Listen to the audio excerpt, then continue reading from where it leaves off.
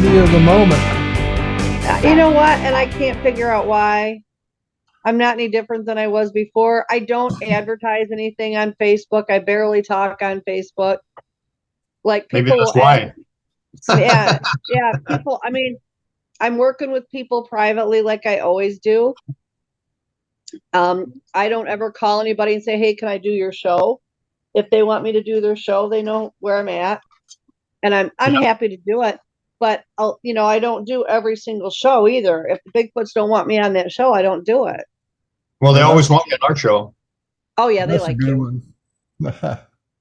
I have to have Bigfoot approval before I'm allowed to do it. I never listened to my parents, but I got to have the Bigfoot approval. Duke's a big fan of yours. He's always talking nice things about you. Duke Is Duke a hazard? Duke is like a brother to me. He's so good to me. Excuse me. I talk to him every day. Bigfoot Radio. He's been on. Yeah. Hey, it's already past 10, so I guess I'll get the show started. Anyway, I had something I wanted to share that I showed Robin quickly at the beginning of the show. It'll only take a few minutes. But let me get the show started. Yeah, you got people standing in line. Yeah. Oh, and also I asked people if they wanted to ask you questions or whatever or stuff. You said that's fine. If I have answers, I don't have a problem with it. If I don't, but I'll tell them if I don't have the answers too. So yeah, I don't know it all. I don't ever claim to, nor do I want to. You don't? Well, what are you doing on our show? I'm just joking. We only have know-it-alls on this show. Hey, it was either this or a nap, putting it so on I figured, Facebook. what the hell? I think it'd be good to put it on Facebook. Start Facebook Live. That's what I'm doing right now. Put a nice title on there, like The Great and Fabulous. There'll be a disappointed crowd. Robin McCray. And how's Pat doing? He is doing good. He is at work right now, but he's doing good. He's still talking to everything. They get hold of him all the time and just plugging along. Do you know who Chris Bledsoe is? No. Just a real interesting guy. I was trying to feel him out if he wanted to be on the show today. He's like one of the world's famous, UFO guys, right? Is he going to come on? No. You know who Travis Walton is, right? I've met Travis. Yeah. Okay. This guy's in the same category as Travis. Oh, I wish he would come on. That's a travesty.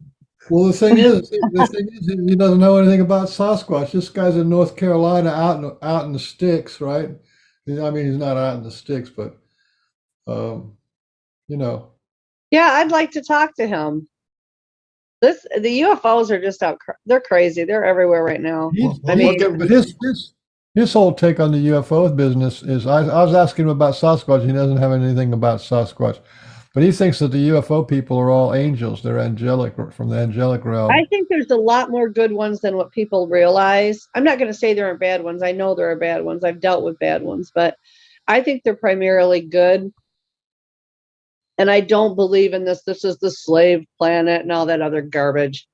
I think there's been a lot of genetic manipulation, and I think there's a lot of reasons, that we're all sharing this planet, but I don't believe in my heart that they're all bad. I may not agree with everything they do, and I do know there are some bad ones because I was contacted by some good ones to warn me about some bad ones. But I just don't, in my heart of hearts, I just don't believe they're all bad. They've stepped in and helped multiple times. There's no reason to believe that they're all bad. I've had contact from good ones. Absolutely. Hey, should I start the show? Sure. Whenever you want. We're just hanging out waiting for you. Yeah, we're just sitting here. We're waiting on you. Hey, everybody. My name is Fort Cunningham, and I'm here with the world's handsomest man, my co-host, Frank Oliver Baines. Put a little bit of poof in that in your name today. World's handsomest man, ladies and gentlemen. We have a profile there, Mr. Baines. And we've got the world's listen to me. greatest Sasquatch lady in the world, known by Sasquatch worldwide, the internationally famous Robin McCray. You say that about every guest, but Robin is actually pretty cool. I was going to Pretty say, darn cool. I want to know who the guest is.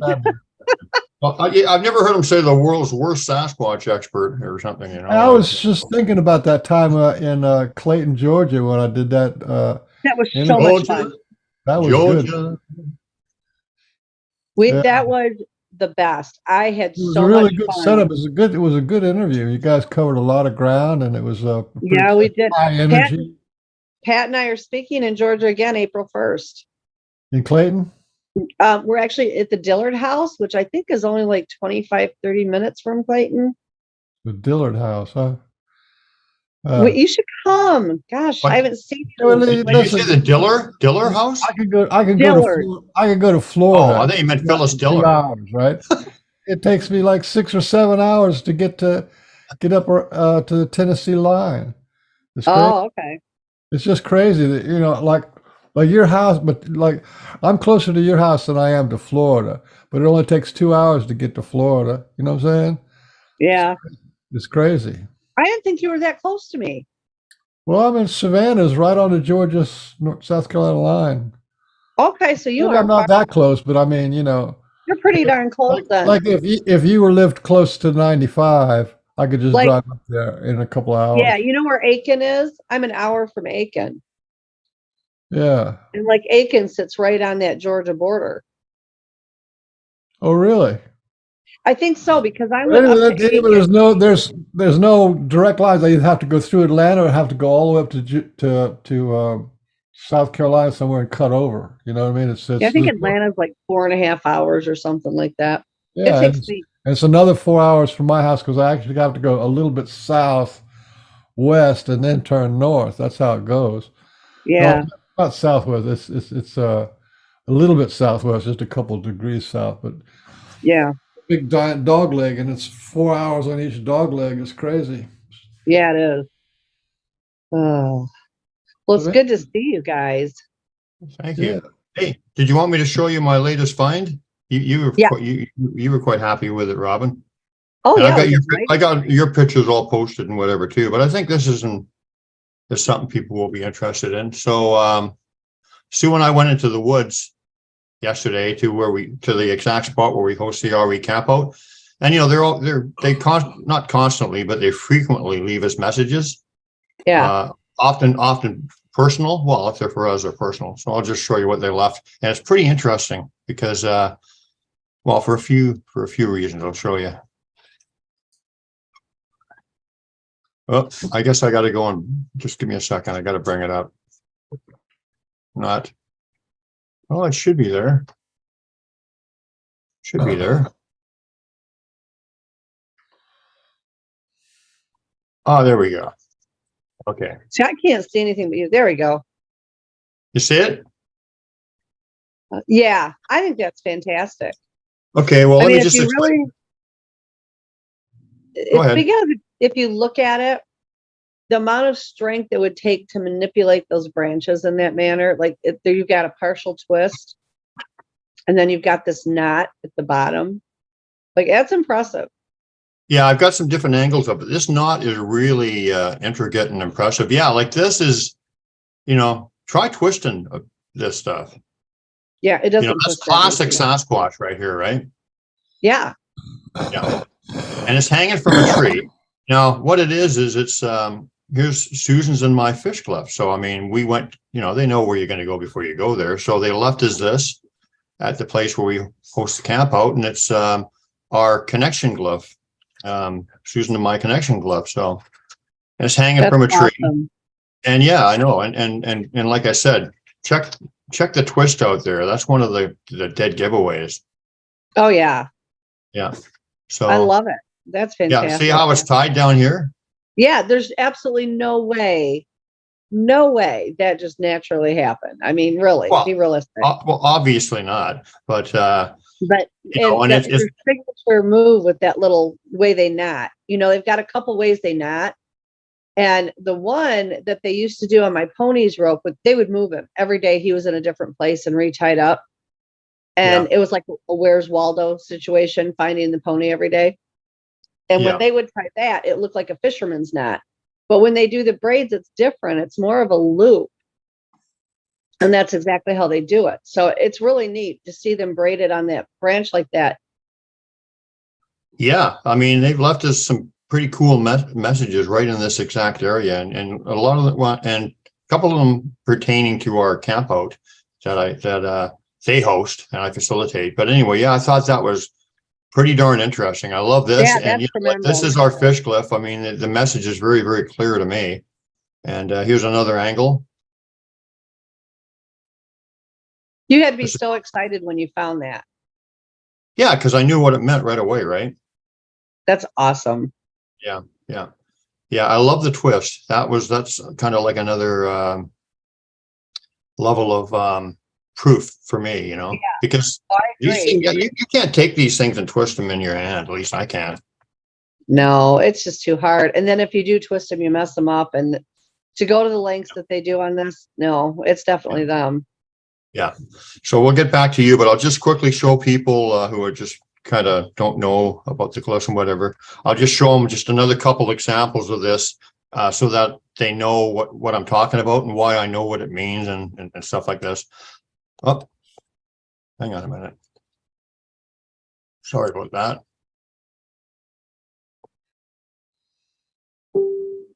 Okay. So there's one from many, many years ago. See, the same thing, fish glyph, right? Yeah. So they constantly leaving these and they're for Sue and I. And then this one had the little Y in there, which means man Sasquatch connected. So it's talking about the connection of us with them and with everything and that kind of stuff. Yeah. So, it's not just a one-off thing. I found actually literally hundreds and hundreds of these. Here's another one. So anyway. I love it. That's awesome. So people know, it's a learning process and it's an agreement between you and them. That's one thing. But it's also when they do it over and over and over and consistently and according to the circumstances and whatever, it doesn't leave much doubt. And I think each clan has their own way. Like certain structures mean certain things, but I personally, what I've noticed with the different clans that I've interacted with, and I could be wrong, but what I've noticed with all the different clans is they have like a base that everything means a certain thing, but then they create their own glyphs and individualize it for what they want within that clan for what people. Yeah. I agree with that. And just we'll get off of this, but just to wrap it up, like I said, it's an agreement between you and them, so it's personal. So this is not gonna, if somebody else, don't get me wrong, if somebody else finds this fish glyph somewhere, it doesn't mean Sue and I. It's gonna have a completely different meaning for you. Yeah, it's between you and them. So anyway, it's like an pretty neat, code.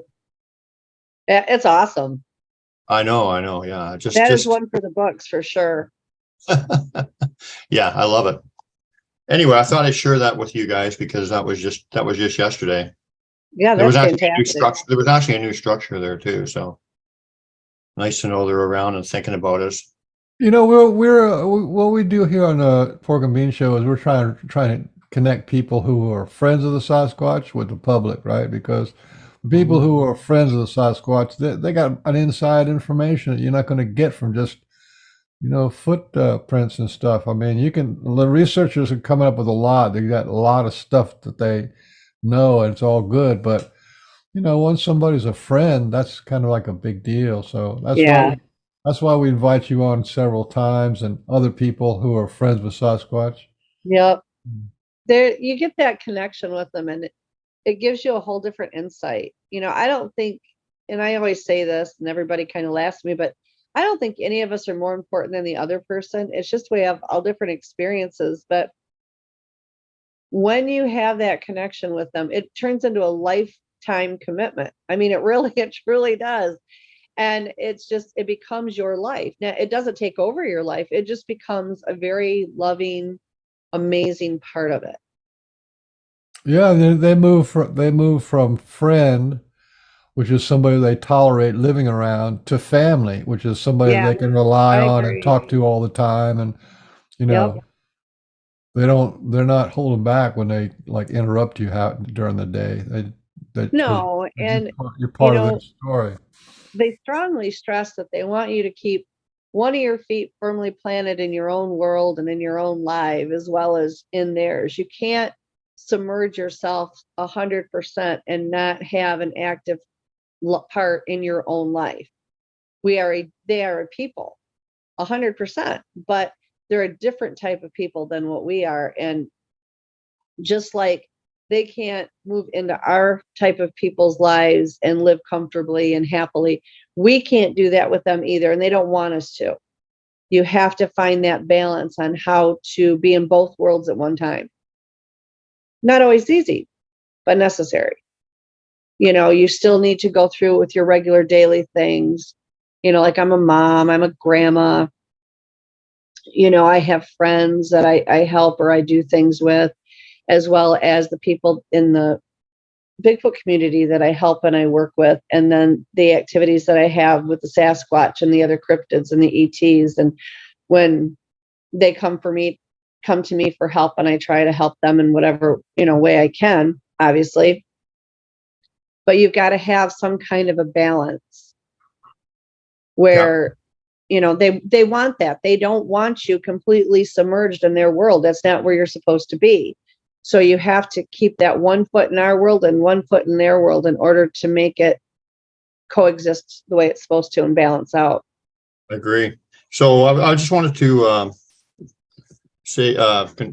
make a comment on what Mr. Bean says is, when you have a connection with them and you're friends with them, or you're open to them and they find that you are open to learning and they can teach with you, that's when they reveal themselves to you. That's when you learn about them. They don't really give the boots on the ground, flesh and blood ape guys much, as far as who they are or whatever. Because they are. What's that? I'm sorry to interrupt you, Brian. I'm sorry, I'm sucking on cough drops so I don't cough. Because they really want to reach out to us and introduce us to who we are. They want to it's about a teaching and about a lifelong relationship, and so if you don't have that open heart and that mindset, they're not really going to show you much. So that's the difference. Well, and I agree, and I think not only while they're teaching us things about themselves, I really firmly believe they're teaching us an awful lot about ourselves. Definitely. And I think there's a qualification there that, look at me, I'm like an orange man. Wonder why I look like an orange man. That's not the way. High blood pressure? No, it's like something with the camera. I don't know, or the lighting or something. I don't know what's going on. I'm gonna do it this way. But there's people like you. You had that friend who was friends of the Sasquatch her whole life, but I don't really think she ever opened up to him. And she was 40 years or whatever it was. She never really opened up to them as a student teacher or as them being like a spiritual advisors or something like that. So for her, it was all just kind of the dynamics of what's going on in the woods, and that's not the whole story. No, it's much deeper. And like Brian was saying, about a lot of these people that go out and thinking they're the ape in the woods. Number one, they're not going to open up to someone that doesn't accept what they are.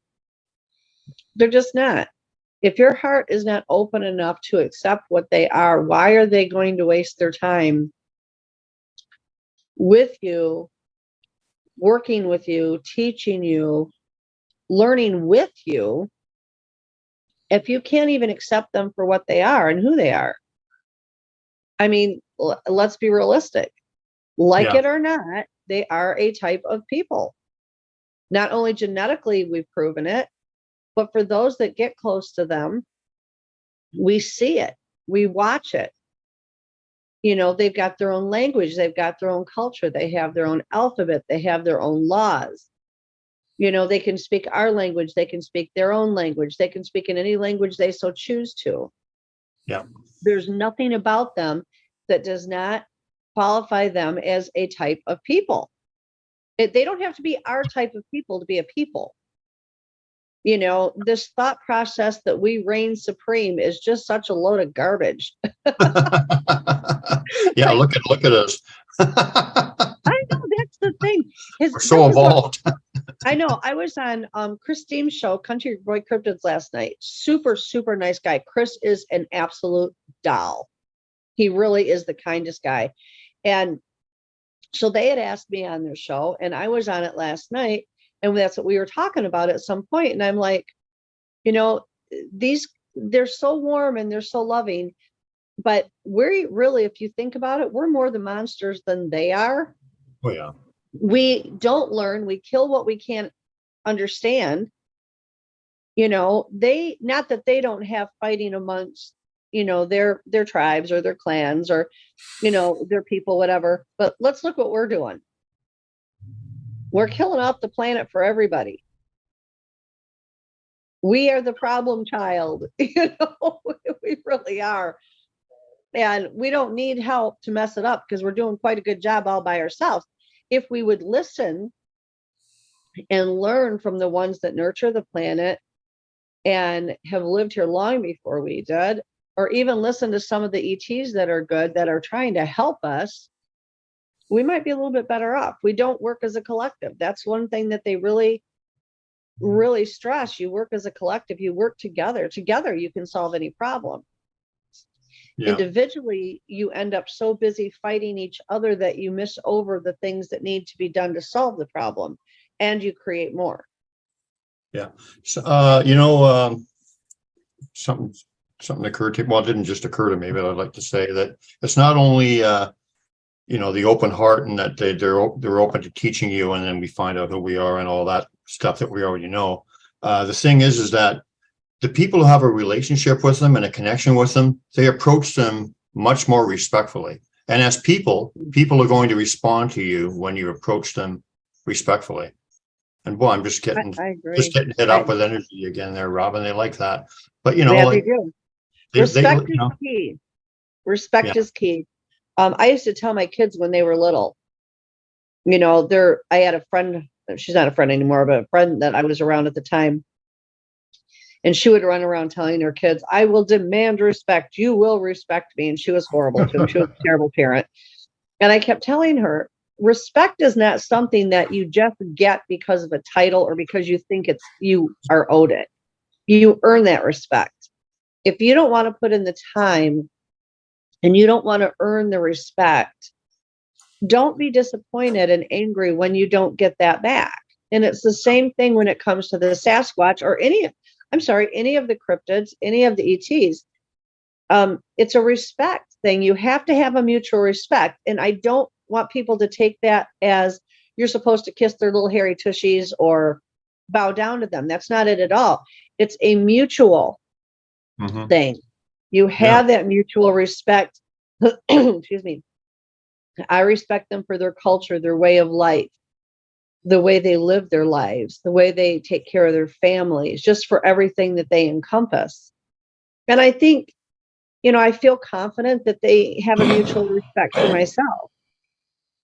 Yeah. And it's not really all that difficult. You just have to say, hi, I'm Robin or I'm Brian, and I would like to introduce myself to you. And hi, how are you doing? Just, like give them the common courtesy you would any other person, and don't treat them like they're any different.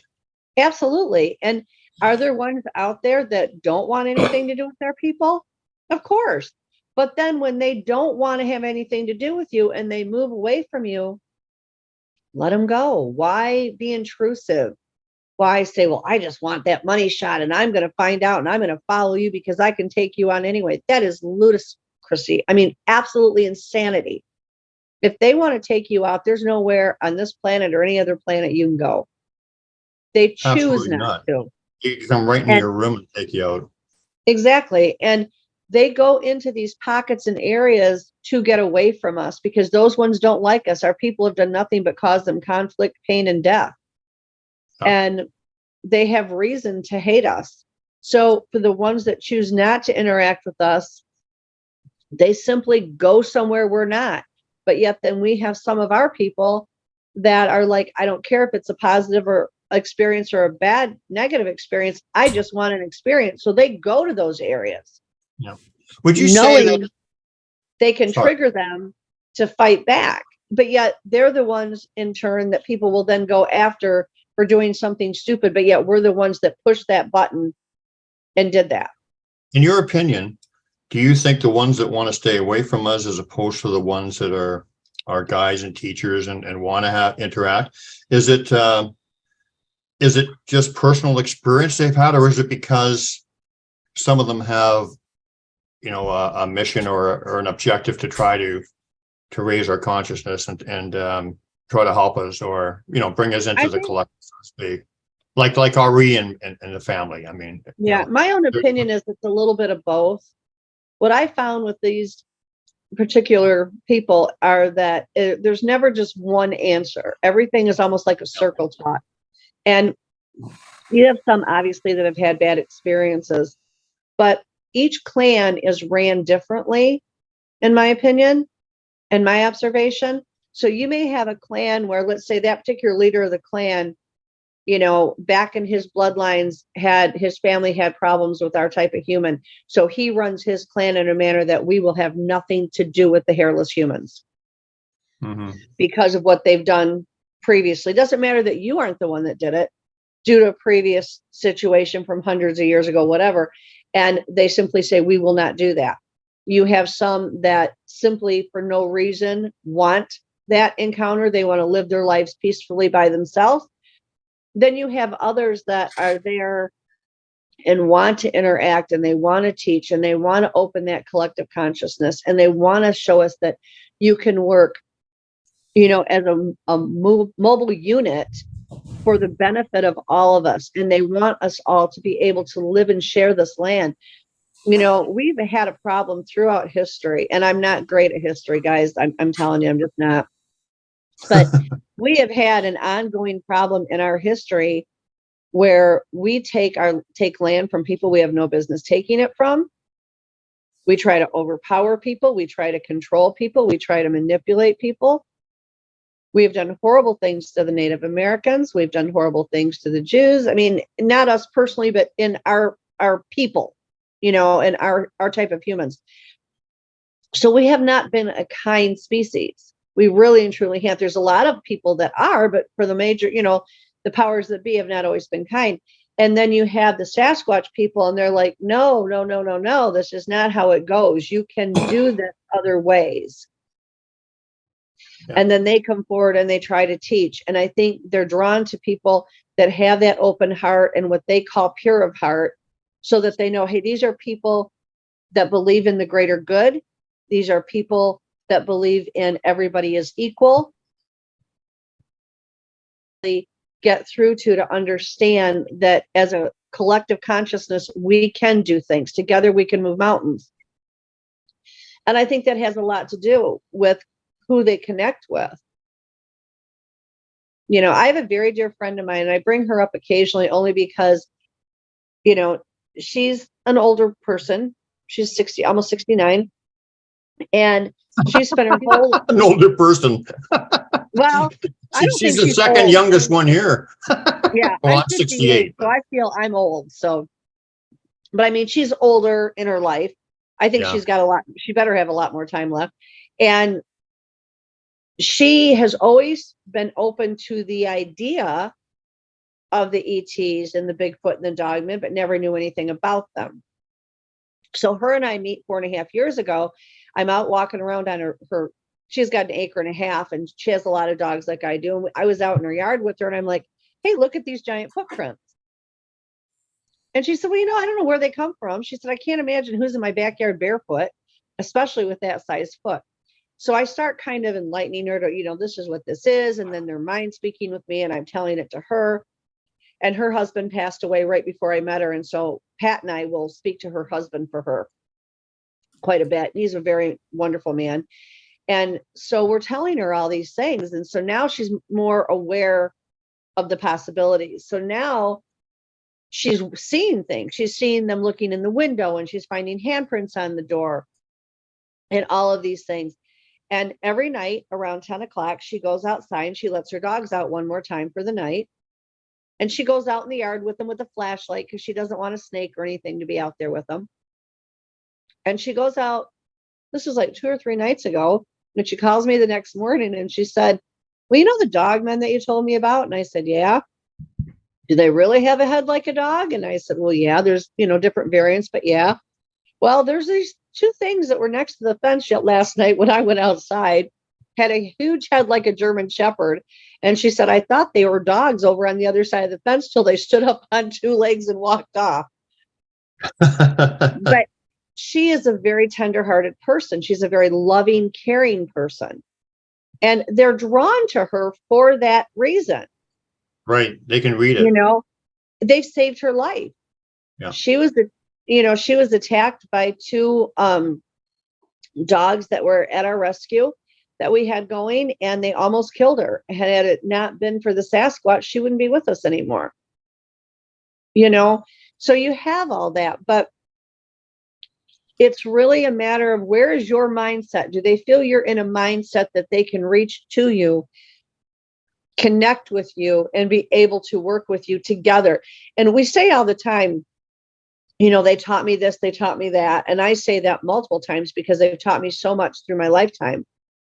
But I really feel like it's an exchange of information. I don't ever feel with them anything is one-sided, if that makes any sense. Yeah. Because while they're teaching me all of these incredible things that I feel so blessed to have learned from them, I may not understand what I've taught them, but I feel that I have. Because I know everything with them is a give and take. You leave them a gift, they leave you a gift. They're constantly doing that barter, that gift exchange. And I've really gotten to the point where I believe in my heart of hearts that when it comes to what they teach us, they're learning from us as well. And I don't necessarily always know what I taught them because I feel like, I'm an airhead most of the time, but I feel like there is something there, that it's an even keel. It's that give and take. I agree. Yeah. I just wanted to add that you said mindset, but I also think heart set.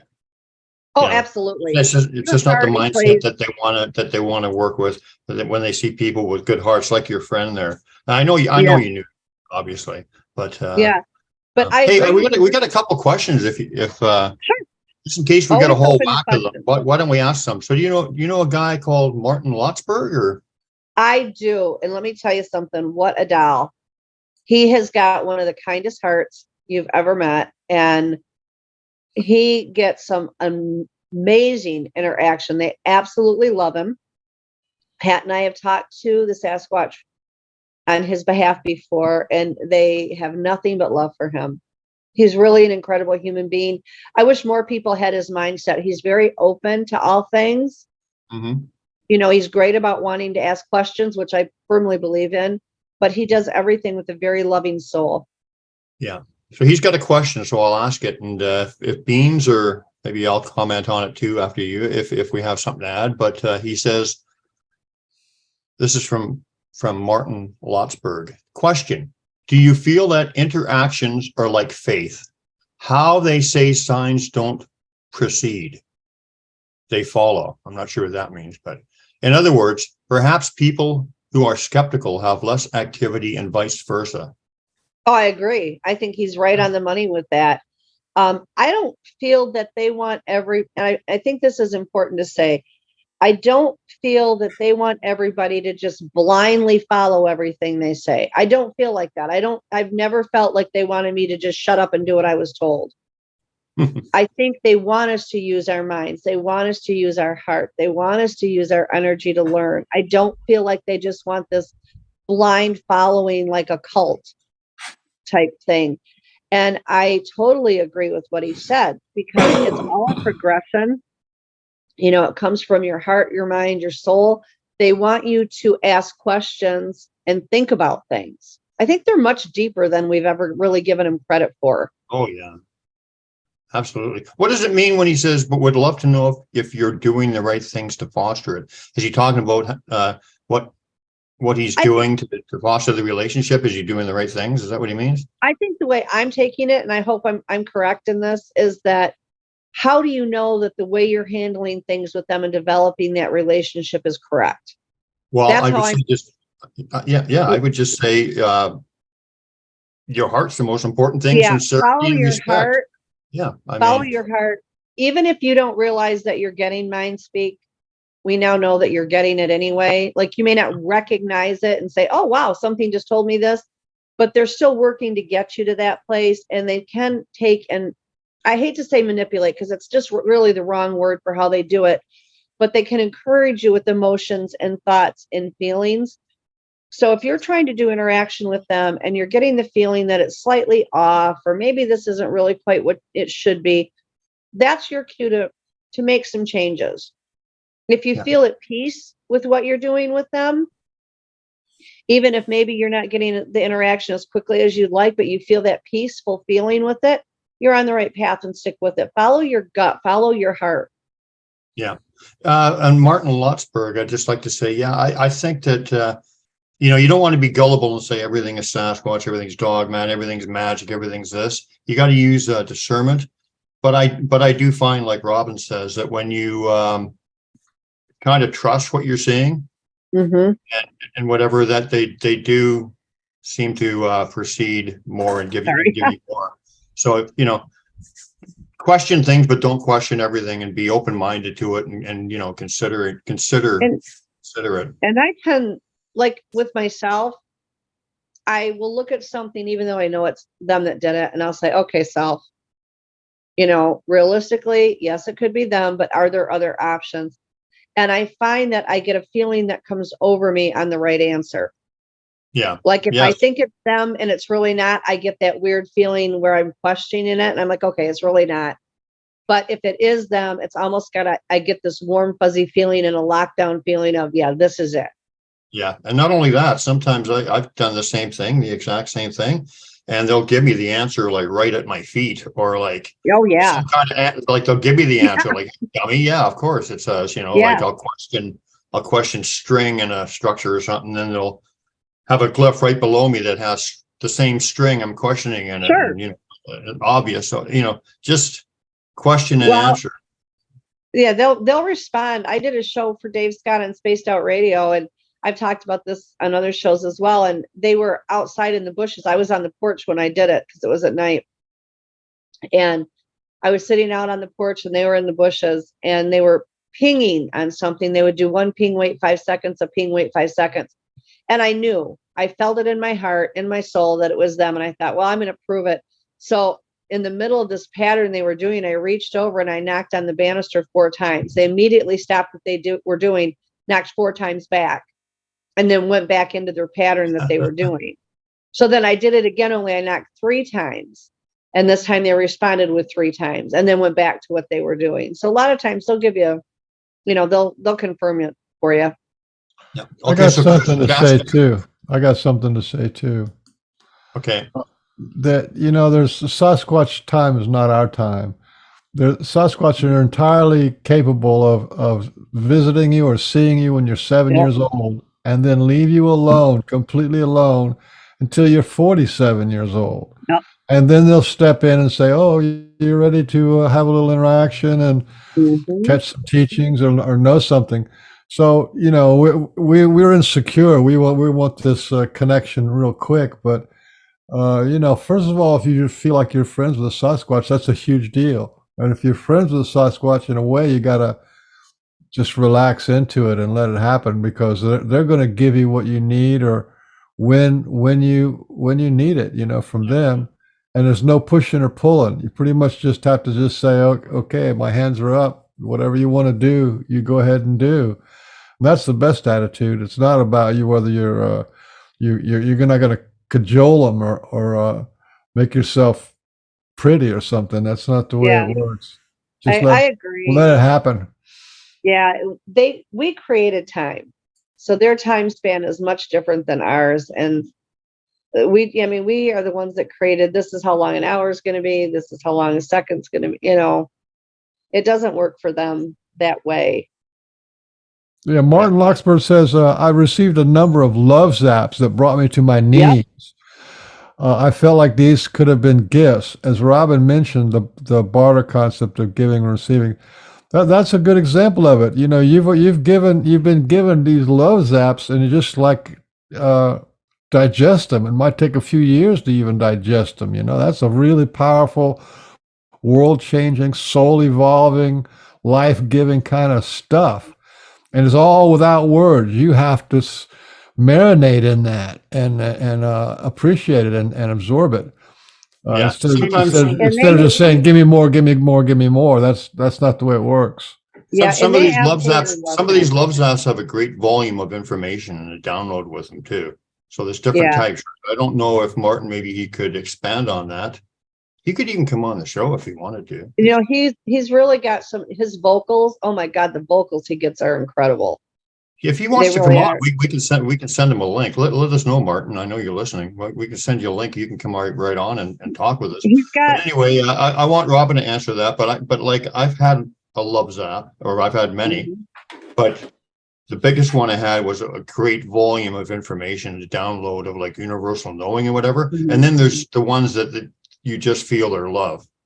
You just feel their love, and they bring you to tears. Just the intensity of it. So Right. I'd like to know what he's referring to. Maybe my both. tablet clip. Yeah, they their emotional level is much stronger than ours, Yeah. which is good and bad. They love deeper, they love harder, they're more fierce about their love, but at the same time, their anger, their hate, all of it is harder as well. So with everything, you get the good and the bad, but all their emotions are at a much deeper and stronger level than ours are. Mhm. They really and truly are. When they, you know, I always say when they throw the love bomb at you, or the love bubble, or the love zap, whatever you want to call it, you get hit with this overwhelming love that is so much deeper than what our type of people normally have. Like, we look at our children and we think there's nothing that we will ever love on this planet deeper than that. Or we'll look at our partner and we feel the same way. Triple and quadruple and keep increasing that. And that's where they come from. And so when they throw that, because they can project energy, they can project emotions, feelings, whatever onto you, they take that love and they project that onto you. And it is literally, it will make you cry because it can become that intense. Just like when people are out in the woods and they get hit with that wall of fear because they're mad or they're angry, whether it's them or the dogman or the crypt, whatever cryptid. And they're like, I've never felt such intense fear. Well, it's the same thing when it comes to love. And they're so fiercely protective that it's just unbelievable. Yeah. You know, I think when they give you that fear zap, that is also a gift. Because you know what, people are walking around and they're afraid of the government, they're afraid they're going to get fired, they're afraid that they're not going to have enough money to eat, and they're afraid of all this stuff that's in their mind that they're afraid of. They're going to get a divorce, or they're going to be sleeping under a bridge and all this kind of stuff. And then Sasquatch steps out there and it gives them a real good fear. And now you got something real to be afraid of. And that real thing that the Sasquatch is so much bigger than your little fantasies of, I'm not going to be able to feed myself, or I don't have enough money, and all this kind of stuff. All that just gets blown away. And you got this Sasquatch thing. But you know what's common about every Sasquatch story? Pardon? You know what's common about every Sasquatch story you're ever going to hear? Just about. What? They're alive. They're not dead yet. You know what I'm saying? I don't care how much fear that there is. They're still alive. Yeah. You know Well, what I mean? and another, if I could for just a second, I'd like to point out that when they do these wall of fear, it's a normal reaction for people to think, oh, they're going to come after me, they're going to do something to me. But what I want to say is this: with a very large portion of people that I've worked with and talked to the Sasquatch for, or whatever, when they get that wall of fear, we automatically assume that it's a threat against us. What people aren't taking into consideration, a lot of time they are making us feel that fear because there's something else out there besides them and us that could hurt us. I've had them do that to people when there's a bear and cubs nearby and they're trying to turn them around so they're not walking into that area. I've had them do that to me because there was a snake nearby. One time they did that to me when I was in Michigan because there was another, I think it was a dogman, but I've gotten a decent relationship with the dogman, but this particular one was very crabby, was not overly nice. He wasn't out looking to hurt me, but he had come into the area, and we had them at one point where they did that to me only because, and they told me what it was for afterwards. They absolutely did. They wanted me to know that there was a large Sasquatch from another group that was not kind, and he had wandered into the area. And they told me, they said, go into your house, go into the house. And I'm like, why? And when I asked them why, is when they did the whole wall of fear thing. So I turned around, I walked in the house, and I looked out in the yard, and they were out there just pelting this thing with rocks. It was like the Hatfields and the McCoys out in my yard, and they were all throwing rocks. I've never had the fears up, but I have had the feeling of that, that there was danger and to turn around or whatever. And that, it wasn't. I've never been zapped. I've never been zapped at all. My day will come, I'm sure, but I haven't been zapped yet. But they would do just a small fleeting moment where I could feel just a few seconds of fear. And they would say, we're doing this because this is what's going on. Do not be fearful of us. We're here to help. But this is what was going on. And so as I've worked with different people, it's, there's been quite a few times where they were like, no, it came out, it's yelling and it's waving its arms. And I'm like, okay. And it's screaming at me. It was going to attack me. If it was going to attack me or attack you, you wouldn't be here. But then I later talked to the Sasquatch, and they're like, no, do you understand that there was a wolf here? There was a bear here, a cougar, whatever. And it was actually, they were protecting people. But then this goes back to the misunderstandings that we get between their people and our people, and why things get so wonky. One of the greatest gifts they gave, and we have a couple more questions that I want to get to too, but one of the greatest gifts they gave me is they took my fear away. Just with me asking, and it was instantaneous. Sometimes that magical stuff happened. It was like a miracle. So anyway, hang on a second. I have a confession to make. Let's hear it.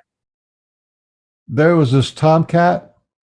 They would. My son's building a custom car, and there's this tomcat in our neighborhood. They would jump in if the window was rolled down. He would jump in that car, right, and pee on the inside of it and jump. Oh no! Oh yeah, and you know how that tomcat smells terrible. So I would take rocks and I'd yell at the cat and throw rocks at the cat to get it out of get it out of there, because those tomcats feel like they own everything. Yeah. And so we do that too. And that's what you don't want a tomcat in your neighborhood peeing on your upholstery. You know what I mean? You bluff charge it, you yell at it, you throw rocks at it. And it's the same thing. They don't want people coming in their place that are unconscious and making noise and peeing on the side of the track and stuff. So that's all it is. They just want you to go. I didn't want to kill the cat. I just wanted to get the hell out of our yard. A lot of times that's all they're doing is to try to keep you. They would rather avoid physical conflict with us. They really would. But we are so thick-minded that when they do things to get us to turn around and leave, we don't. Instead, if there's no physical attack being done, we consider it an attack. And they're just trying to get us to move away from the area.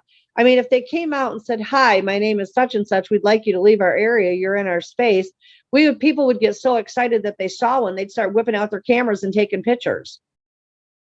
We tend to, and not in all cases, because obviously some are bad, but we do tend to push them in the direction to make them do certain things. And then we have the audacity to be mad when they react that way.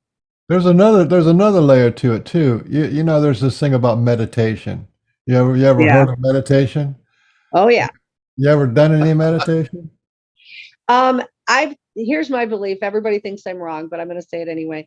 I think meditation in the correct way could be a really good thing, where you can connect with yourself, you can get cleared, you can get peace of mind or whatever. The problem I have with meditation is when people go into a meditative state to talk to things, if they don't know how to read. I'm not talking about that. When you meditate to calm your mind, right? I think that's a good thing. When people who meditate to calm their mind, in 5 minutes, they realize that they have absolutely zero control over the mind. And then the second thing they realize is it may take 15 or 20 years to get this job done, to really quiet the mind, to really have control over the mind. Okay, now take that understanding that when we're walking around and what we think of as a normal reality, we are just thinking just loads of thoughts, and their craziness and insecurities or problems or judgments or whatever, or we're just like really loud, like ghetto blaster kind of loud. Yeah. You know what I mean? And so we go walking into a really nice, pristine, trail somewhere with these thoughts, and we're just hiking along, and it's really like a ghetto blaster, and that's just like this noise, this mind pollution, I mean, it's like mind pollution, I like agree sound with you. pollution. 110% agree with you. I mean, can you imagine? Okay, we already know everything's telepathic. Whether we are a person that can accept that and acknowledge it, know how to tap into it, that's debatable. But everything out there is telepathic. I mean, the Sasquatch are, all the cryptids are, the animals are, the trees are, rocks, whatever. So now, if you're telepathic and you have all these people walking through your woods, it would be like a brain overload. Yeah. It would be overload.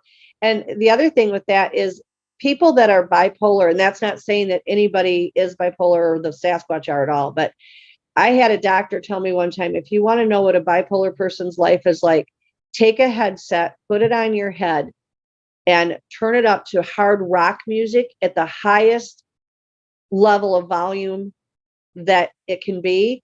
Wear that on your head and try to keep a clear thought and maneuver during the day and not get angry, because that is the way a bipolar person's brain processes. So if you were to take that analogy and do that with a Sasquatch or any cryptid out in the woods or anything telepathic, you learn to block things so you don't have to listen to everything all the time. But if you're telepathic, it's easy to get stuff to come in. So it would basically be the same thing. So be out in the woods walking and having all this pounding stuff in your head. That was a great thought, Mike. That really is. That's so true. He's having a great cigarette now. He is. He deserves it. That was good. Hey, now I can ask you these other questions now. Okay. Because there's a few questions on hold here. Chris Chastian said, and I got one of his points mixed up with what Martin said, but we'll revisit it anyway. He says, I know you can't rush a relationship with them, but would love to know if you're doing the right things to foster it, other than trying to learn mind speak. I think if you feel in your heart that you're making those efforts, then I think you're doing well.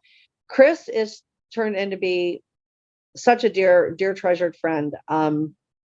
Met him accidentally, and him and Pat and I and his family have just really meshed.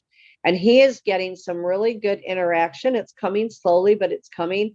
His parents' place is got them around them, and they just love the whole family. And Chris is another one. You notice the commonality with all of these people, their heart. They have that good heart. These are people that have more kindness than most people I've ever met. And so this is what these Sasquatch are drawn to. And they're getting closer and closer to Chris. And I think as far as, is he doing things right? I think he is. He's still living his life. He's still taking care of the things that are normally being taken care of by him.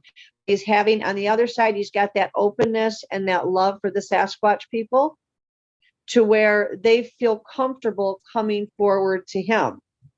And he's starting to pick up more little signs here or there. So my own opinion of it is, I think he's really on the right path. I think he's doing a great job. And awesome. I tell you, there's nobody that is good to raccoons the way Chris is. Chris has got these raccoons that keep coming up on his porch, and the Sasquatch love it. They literally watch this go on and they laugh. He put cat food out, and the raccoons came in anyway and come up on his porch, and the Sasquatch just love it. Okay, so let me ask you, I've got a pretty good grip on my relationship with them or whatever, where I am at with them. But I'd just like to hear your perspective on what they might want to say. How do they see it, and how do they see it develop? If they look at you as a mutual brother, you have this incredible bond. It's not just that they're teaching you, you're learning from them, they're learning from you, but it's very deep seated. It's very emotional. Definitely. Okay. You're connected with them through the earth. You're connected through them through a mutual love and heart connection.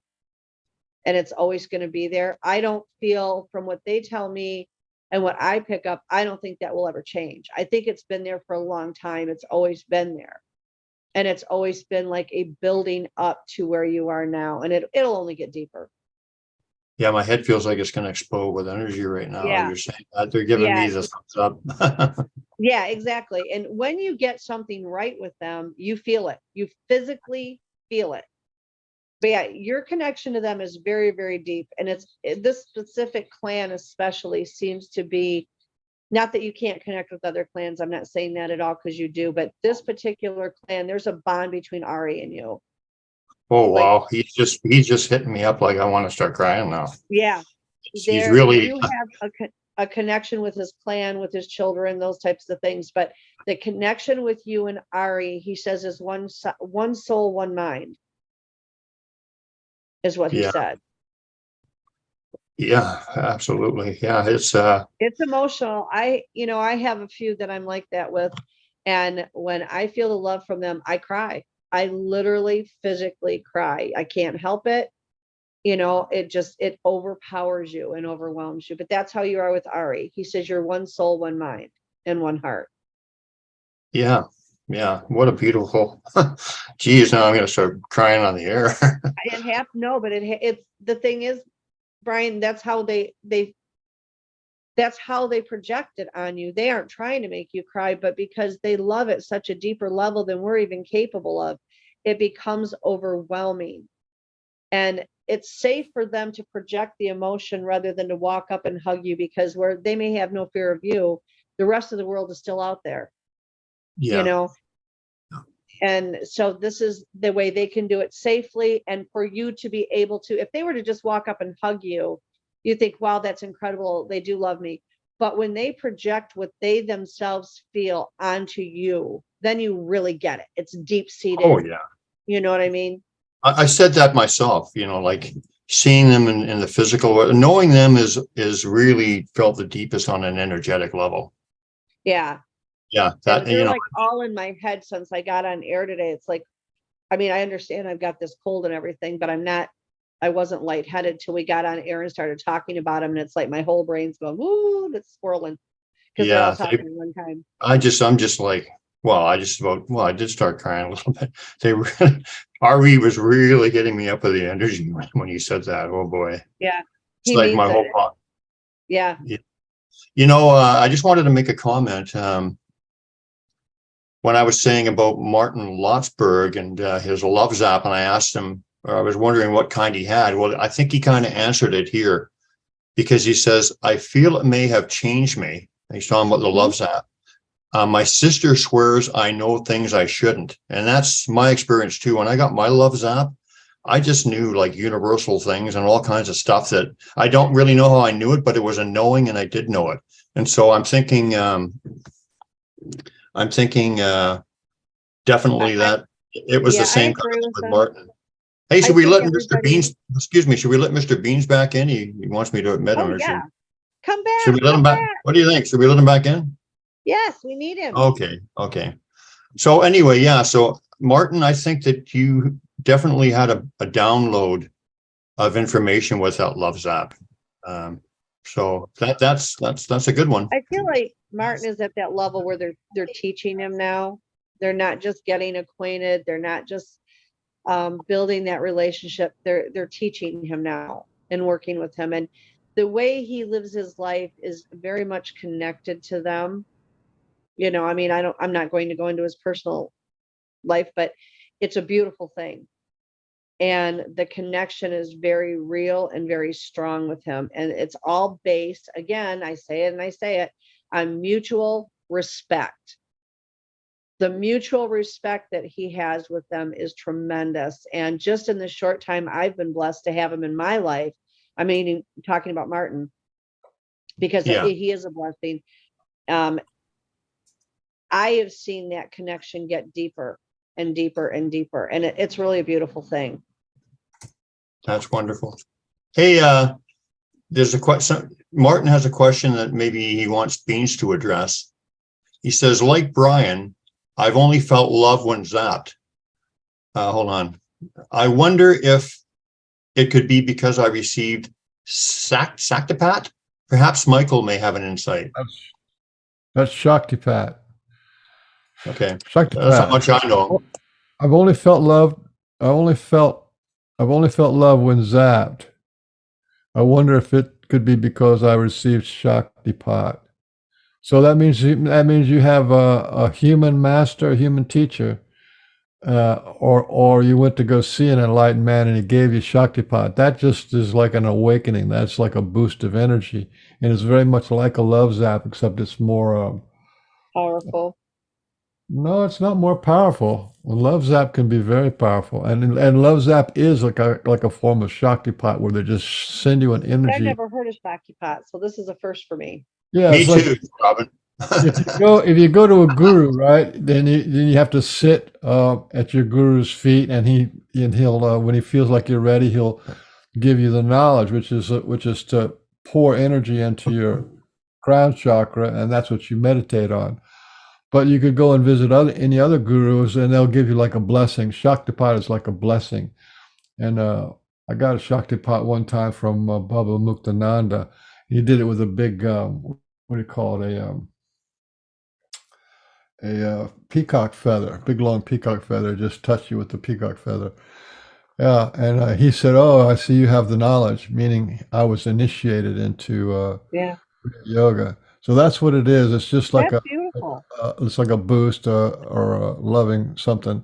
But that means definitely having had Shaktipat in the before means that you're open, that you're spiritually attuned, and the Sasquatch. The way a Sasquatch see you is in your heart. If your energy in your heart is good, then they can see who you are. And if you haven't done any meditation, then your photons in your heart is not as bright. You're dimmer. That's just a fact. And they actually can tell that from measuring the photons that come out of your body. And when you meditate, those photons go up. You glow. That's how the Sasquatch go invisible too, by the way. So yeah, as the Shaktipat and the love zap are related. That means that if you have the blessing of a master, of a teacher, and then they recognize that blessing. Yeah. Hey, hi. Just a shout out to Alfred Santariga. He's in the chat room, and Yeah. he's an He's a old very friend. sweet guy. He's an old friend of the show. We've had him on as a guest. I've never met him personally, but other than to say different things online, and I just get such a warm feeling from him. Like he just seems like such an incredible person. Hey, Alfred, if you want to come on the show, like right on with us, just let me know. And Alfred's a fan. Alfred's a fan. He's got a lot to say. Yeah. Yeah, I've never met him personally. I've seen him. I'm sitting up against this pillow, and it keeps falling. Sorry. And I've never talked to him in person. And we've briefly spoke like online as far as like on different chat groups and stuff, but I always get such a good feeling about him. I'd love to meet him. He should come on. I just sent him the invitation. Oh, So good. if he wants to come on, He's always very kind to me when I see him online, and I appreciate that. I don't ever expect everybody to believe everything that I have to say, but I do appreciate the kindness. It's like, if you don't agree with me, that's perfectly fine. I don't take offense to that. I have different experiences than other people. And I just always appreciate, not having the hate or having unkind things said. And he's just a really nice person from what I've seen. Patrick Joseph McCray here, he says. Hi, baby.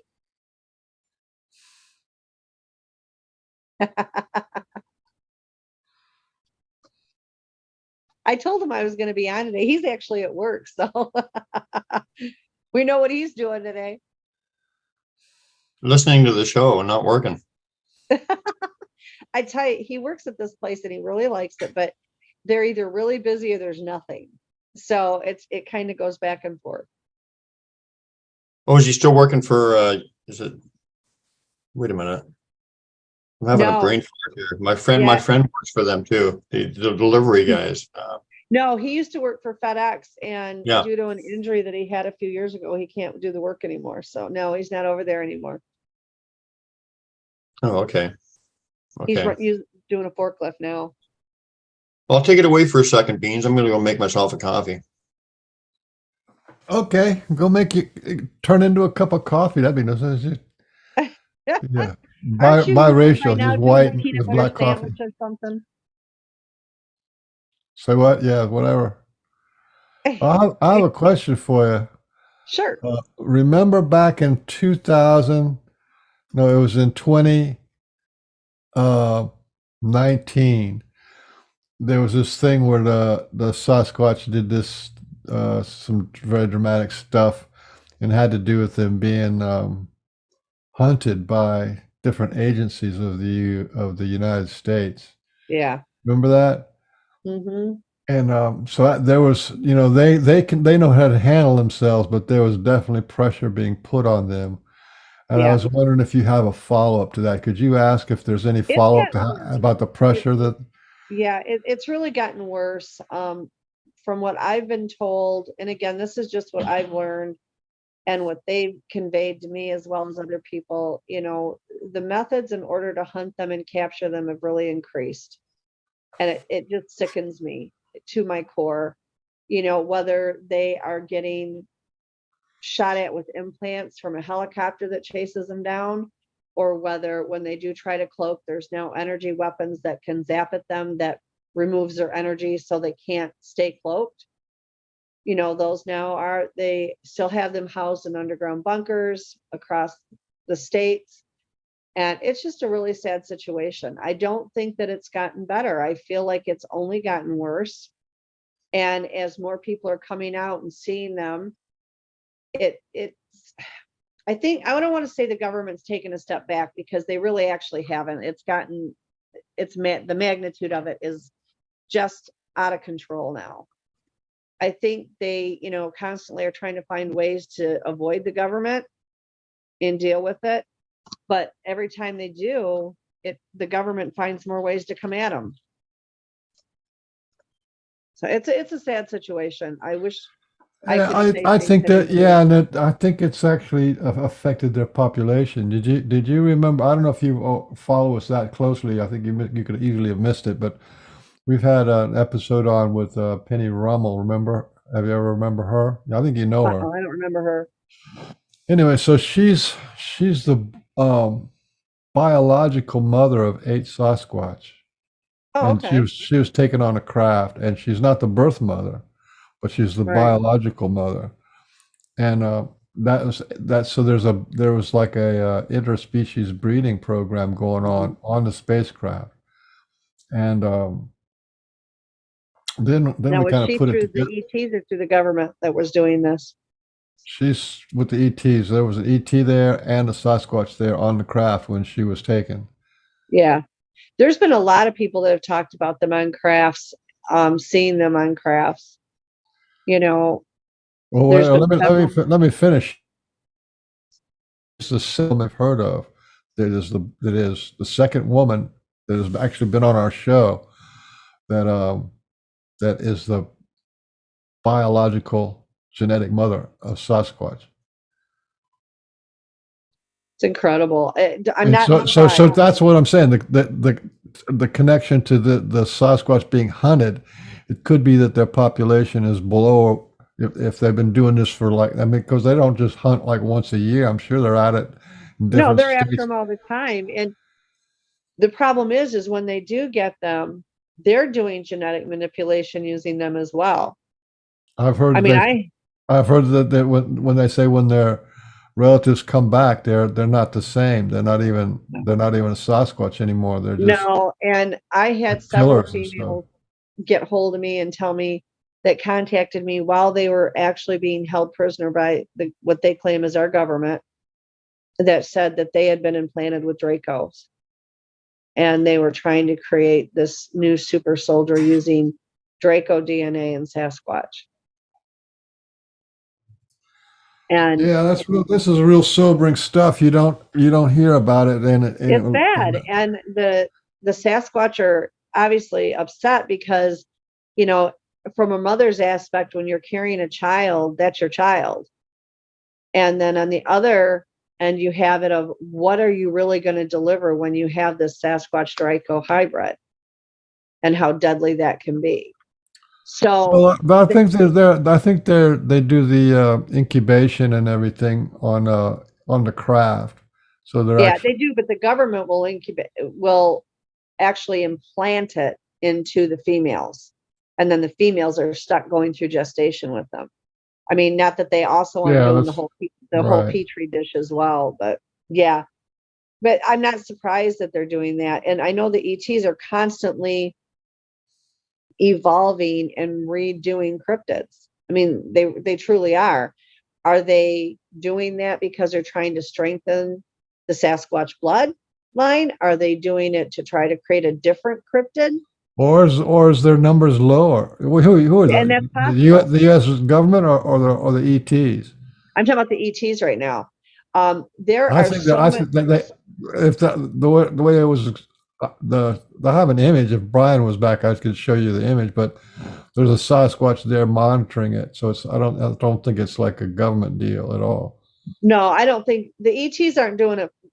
The government situation. The government's doing that all on their own.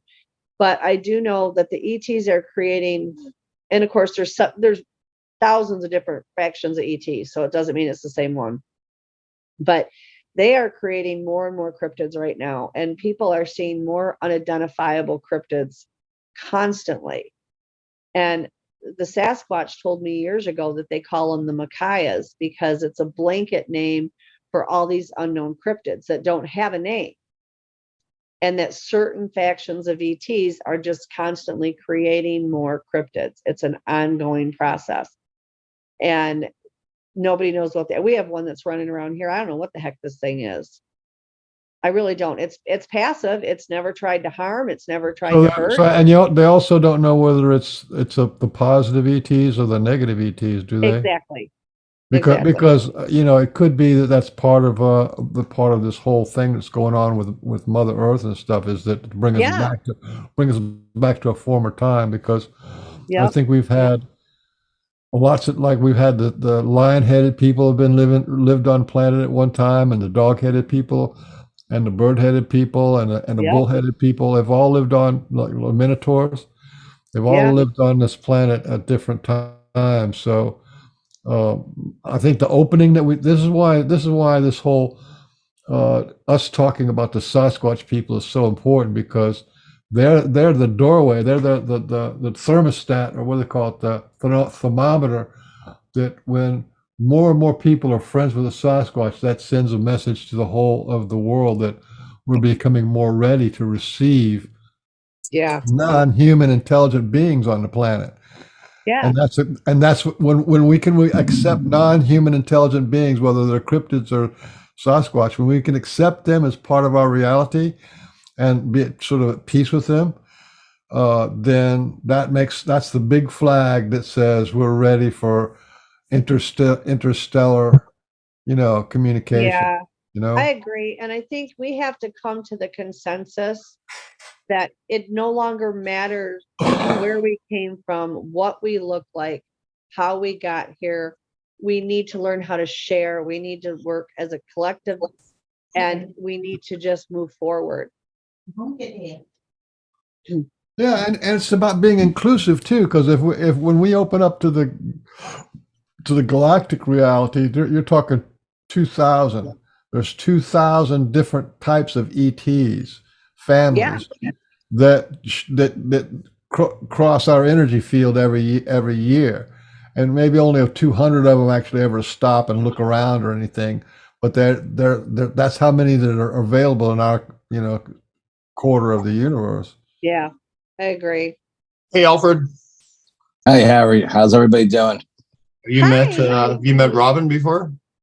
Yes, No. I have spoken to Robin many times. Yes.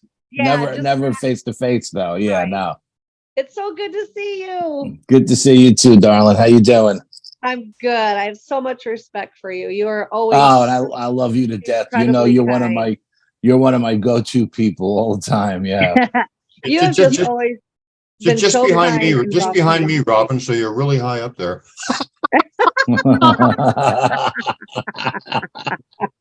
Well, Oh my goodness. you guys are on my list too. Believe me, absolutely. Yeah, No, it's such it's a short list. Believe me. well, Yeah. it's a pleasure to finally see you face to face. Oh And yeah. I want to thank you because you have always been so incredibly kind to me. And that means the world to me because, like I said, a lot of the stuff that I know and I'm comfortable sharing, most people are never going to get it. They're never going to believe it. And that's okay. That when they're ready, they will. But, you know, some people are nice, some people aren't. And you have always just been incredibly gracious and kind and never been negative to me, you know. And like I said before, I don't expect everybody to believe everything I say. I know it's my truth. I know it's my experiences, but I always appreciate it when people are kind about it. Because Yeah, well, because you know everything you say resonates with me. So I mean, you know, we're on the same wavelength. I mean, obviously, I'm not up there with you, but I mean, you know, I think we're all on equal ground. It's just it different. resonates with me. So if it doesn't resonate with other people and they have nothing nice to say, then they shouldn't even come out and hang around and just I go just don't. somewhere else. Yeah, I just don't worry about it. It's like, okay, I look at it this way. When the time comes for them to know and be in that in the know, I guess is the best way to put it, it'll happen. And if it doesn't, Absolutely. not a shortcoming I find with myself, it's something that they need to have corrected within themselves before they're allowed to have that information. Oh, And I agree. I agree. Absolutely. 100%. You know, and it's just, I don't worry about it. I had, when I went to Russia and did the conference, I had someone there treat me very, very badly. Only one person. The rest of everybody else there was just beyond belief. They're wonderful. And he told me, you know, you're a contactee, you mean nothing. And I said, buddy, without the contactees, you got nothing. You know, and so Absolutely. I came home and I got contacted by Animal Planet and they said such and such made a statement that you're a fake and you're a fraud and you're this and this and this. And I said, I don't care because, well, he's out there spreading all this hostility. He's never seen one. And I'm going to go back outside in my backyard and hang out with the Bigfoot. So you let me know who's got the issues. Yeah. Absolutely. Yeah, absolutely. You know, there are some people that just look, my father had a ghost run through the engine block of his car on the other side of his windshield, look in at him, go, ooh, like this. And my father still didn't believe in ghosts. I mean, but the guy was sitting next to him got white as a ghost every time my father brought the story up. So, I mean, you know, some people are just not going to believe. They can't wrap their mind around it. I respect the right not to believe. Absolutely. You know, yeah. I don't, you know, we could agree to disagree. Absolutely. Yeah. I don't think badly of them.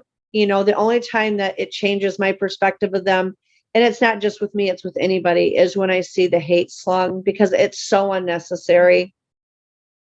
Yeah, well, I mean, some people are just violent, vicious people, and they're not happy unless they're hurting other people. So, yeah, you know. there was a gentleman the other day, and I can't remember what group it was. And I don't post a lot in groups. Like I'm sporadic with it.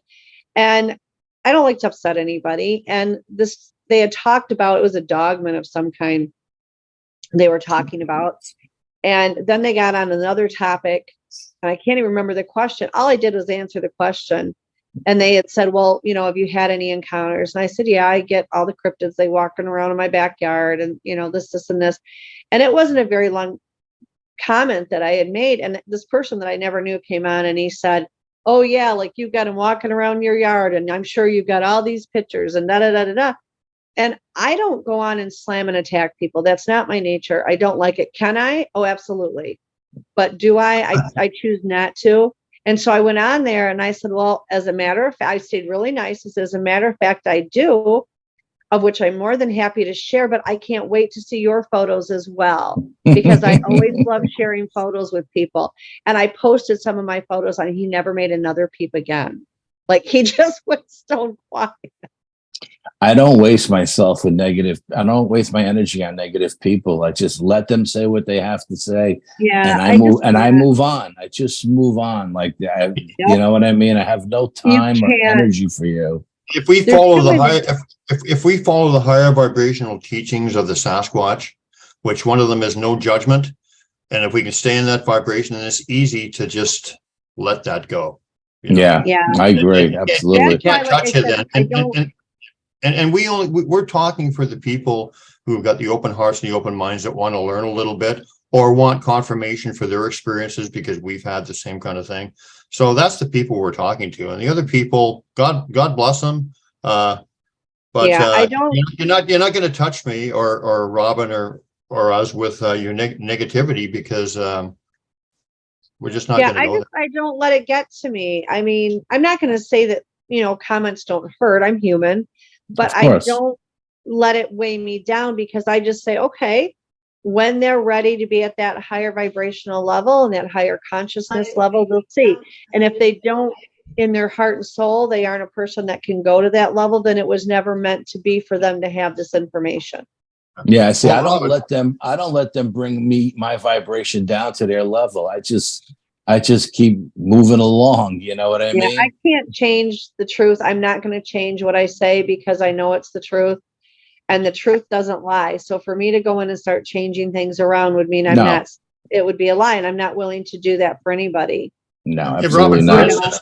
for instance, you know that guy that was, and I'm not going to mention his name because that's also judgment, but just a fellow who was attacking you, Yeah. attacking myself, and attacking Mark Roberts.